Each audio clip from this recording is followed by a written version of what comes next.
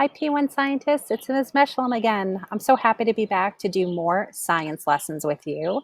And today, lesson 2 is all about heating. I know last week, Mrs. Perlock, because she's so amazing, did a lesson on shadows that the paper gnome can make, which was really awesome. And so we're going to use what we've learned about shadows to do some work on heating. So heating is making something warm, right? So what this lesson is going to have you do is use materials that are around your house. You can either use 2 cups, and I decided to use cups, or you can use bowls, and you're going to fill them with water. And you're going to put one of the cups or bowls in a very sunny place. And then you're going to put 1 cup or bowl in a shaded area, which is also a shadow. So I'm going to show you something.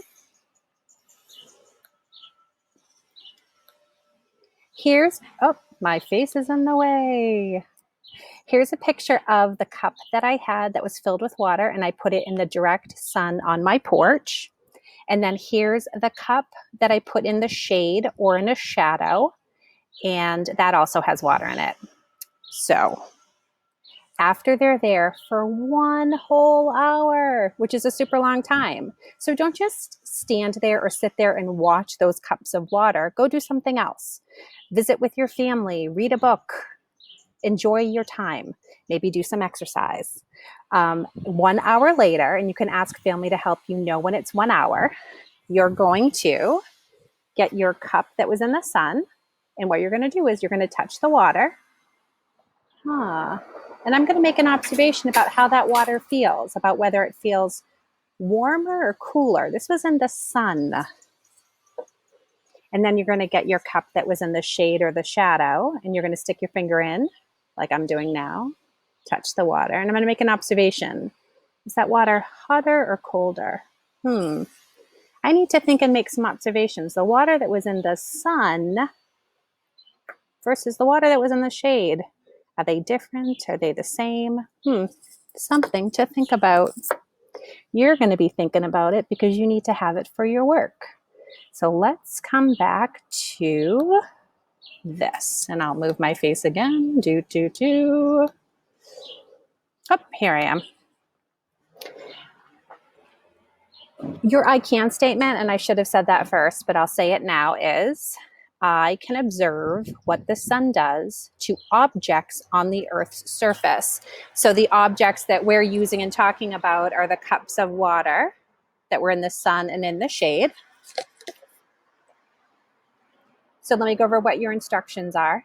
You're already watching the video, so you're already doing the right thing. Watch the video of me. I told you to get 2 bowls of water or 2 cups of water. Number 3, I told you to put 1 bowl or cup of water in the sunlight and 1 bowl or cup of water in the shaded area, which is also a shadow. Remember we said to wait, or in sign language, it's wait for 1 hour. Then you're going to touch the water that was in the sunlight and touch the water that was in the shadow, just like I did. And then you're going to answer questions on and that will say worksheet.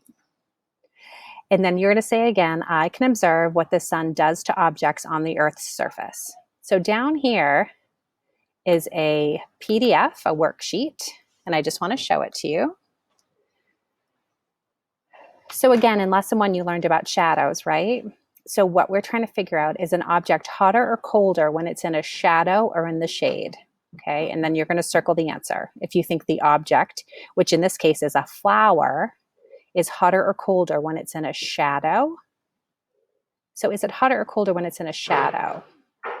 That's something that you're going to be thinking about. Then you're going to do this awesome experiment that we did. All of these instructions are what I wrote out on the front page. And then you're going to think, what did I learn? The cup of water in the sun was what? Was it hotter or colder than the cup of water in the shade? And then down here, you're going to think, does shade keep things hotter or colder than they are in the sun? Okay? It's actually a very quick worksheet, but a lot of thinking, a lot of observing that you need to do as a scientist. Remember I told you in previous lessons that scientists need to be active. They need to do, they need to touch, they need to think, they need to explore. There's a lot of work they need to do. So Again, your work today is to figure out if things in the sun or the shade, if they're hotter or cooler. And I know you can do it. And I can't wait to see what your observations are. If you have any questions or comments, or you're confused, or your family's confused, send me a message, Ms. Meshalem, or reach out to Mrs. Perlak, or reach out to Mrs. Slutterink. Okay, I can't wait to find out what your observations are. I can't wait. See you soon.